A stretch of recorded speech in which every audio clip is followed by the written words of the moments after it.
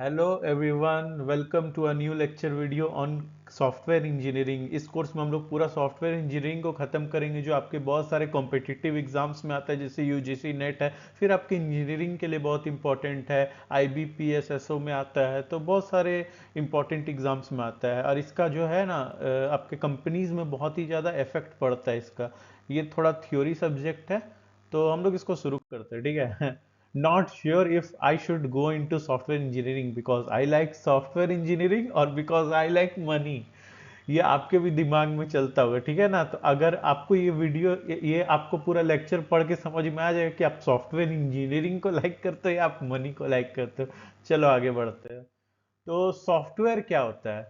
देखो, दो चीजें होती है, या तो प्रोग्राम होता है, एक सॉफ्टवेयर होता है। हम लोग दोनों को एक समझते हैं, पर दोनों चीज अलग होता है, ठीक है ना। प्रोग्राम क्या होता है? Program step by step instructions होता है, ताकि हम लोग किसी स्पेसिफिक टास्क को परफॉर्म कर पाए किसी कंप्यूटर में, जो कि किसी प्रोग्रामिंग लैंग्वेज में लिखा रहता है। मतलब जो आपका एक तरीके से प्रोग्राम जो है वो एक स्टेप बाय स्टेप इंस्ट्रक्शन है जो कंप्यूटर को बताता है कि हाँ आपको ये काम करना है, जो कि कोई प्रोग्रामिंग लैंग्वेज में हम लोग लिखते हैं, जैसे सी प्लस प्लस, जावा, पाइथन, ठीक है ना। जबकि सॉफ्टवेयर क्या होता है?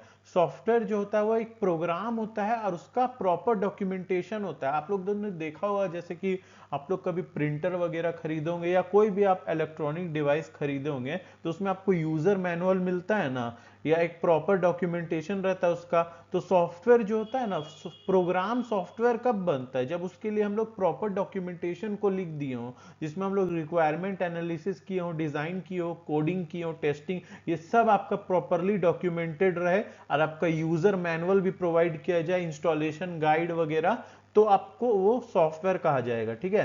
तो सॉफ्टवेयर क्या होता है? प्रोग्राम प्लस डॉक्यूमेंटेशन को सॉफ्टवेयर कहते हैं हम लोग, ठीक है ना। सिर्फ प्रोग्राम अलग चीज होता है और सॉफ्टवेयर अलग चीज होता है, ठीक है।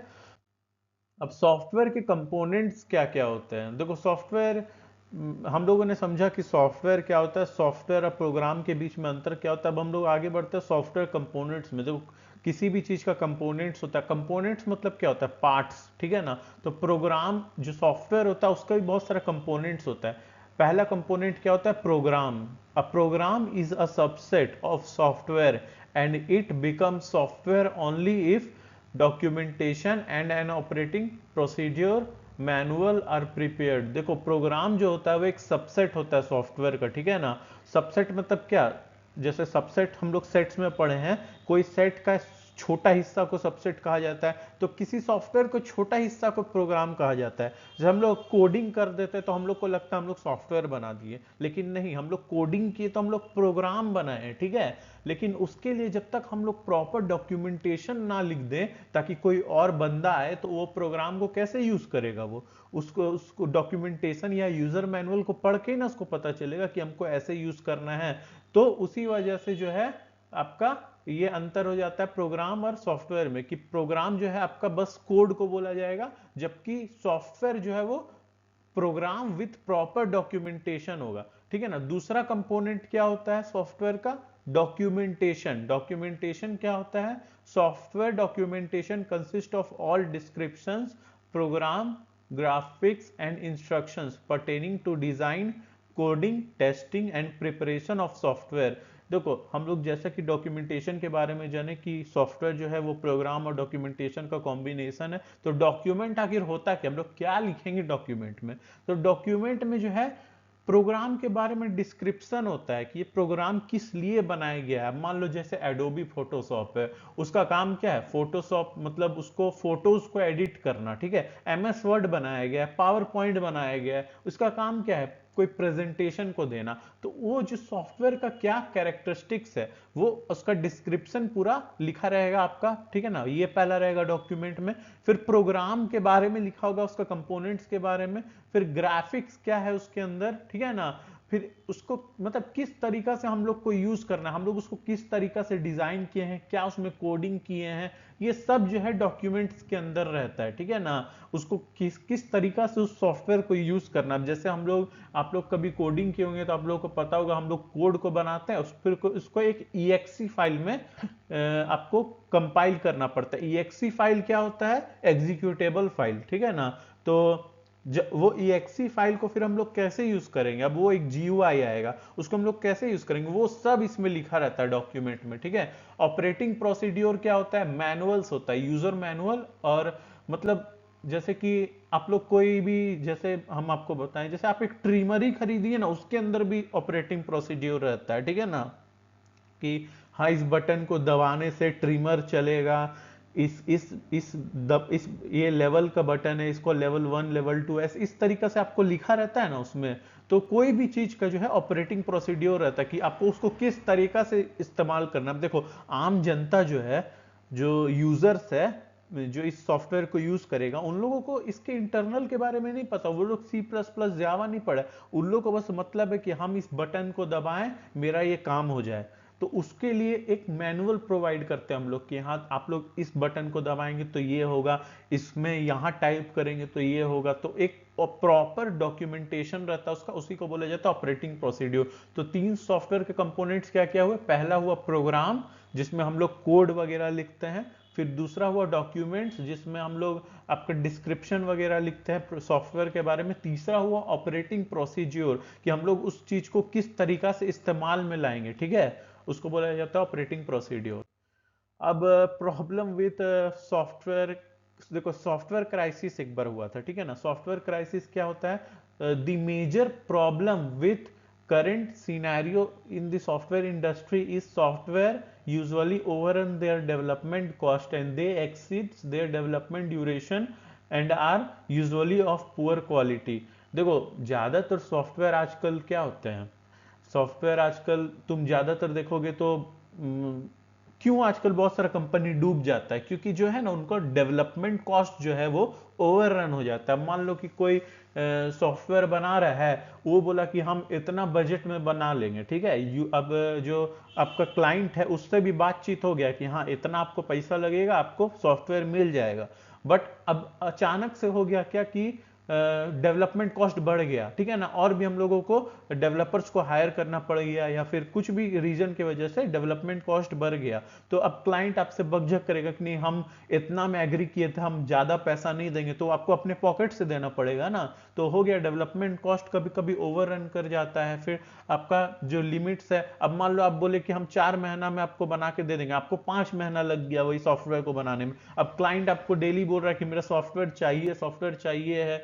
और कभी कभी वो पुअर क्वालिटी के भी बनते हैं, जैसे कि बहुत सारे आप देखते हो कि प्ले स्टोर में भी एप्स लोग बना देते हैं और कोई क्वालिटी नहीं रहता है, हम लोग बस उसका जो बाहर का फोटो देख के ये हाँ इसमें ये होगा, बट अंदर जाए तो कुछ नहीं है ना। तो बहुत सारे जो एप्लीकेशंस होते हैं, सॉफ्टवेयर होते हैं, वो पुअर क्वालिटी के भी होते हैं। तो ये सारे जो है सॉफ्टवेयर के क्राइसिस है, मतलब सॉफ्टवेयर में जो आने वाला प्रॉब्लम है ये सब, ठीक है। अब सॉफ्टवेयर इंजीनियरिंग क्या है, देखो अब आप सॉफ्टवेयर इंजीनियर बनोगे तो आप ये सब प्रॉब्लम को जो है हटाओगे, इसलिए ये चैप्टर बहुत ही इंपॉर्टेंट है, ठीक है ना, क्योंकि आपको सिखाता है कि सॉफ्टवेयर इंजीनियरिंग क्या होता है। आप कोडिंग तो आप सीख ही लोगे, ठीक है ना, पर आपको फिर आगे रियल लाइफ में उसको कैसे इंप्लीमेंट करना है, किस तरीका से सॉफ्टवेयर को बनाना है, उसको डॉक्यूमेंटेशन करना है। जैसा कि मैंने आपको पहले ही बताया कि कोड प्लस आपका कोड और डॉक्यूमेंटेशन को मिला के सॉफ्टवेयर बनता है, तो खाली कोडिंग से नहीं होता है, ठीक है ना। तो ये सब्जेक्ट आपको ये सब समझाएगा। In software engineering we understand that there is an urgent need of proper strategies, process and development cycles so that we can produce or we can design quality products that are within budgets, within time and must satisfy the requirements of the user। Software engineering में हम लोग क्या समझते हैं कि हम लोगों को इस तरीका का सॉफ्टवेयर बनाना है, हम लोग को बहुत ही अर्जेंट नीड है इस तरीका का प्रोसेस को एगो बनाने का। देखो सॉफ्टवेयर को कोड को तो लिख ही देगा प्रोग्रामिंग लैंग्वेज में, बहुत कोडर है आजकल, ठीक है ना। लिंक्डइन में जो 10 गो कोडर मिल जाएगा तुमको, एक सॉफ्टवेयर के बारे में डालो 10 गो कोडर तुमको मैसेज करे कि हम बना देंगे इतना में, हम बना देंगे।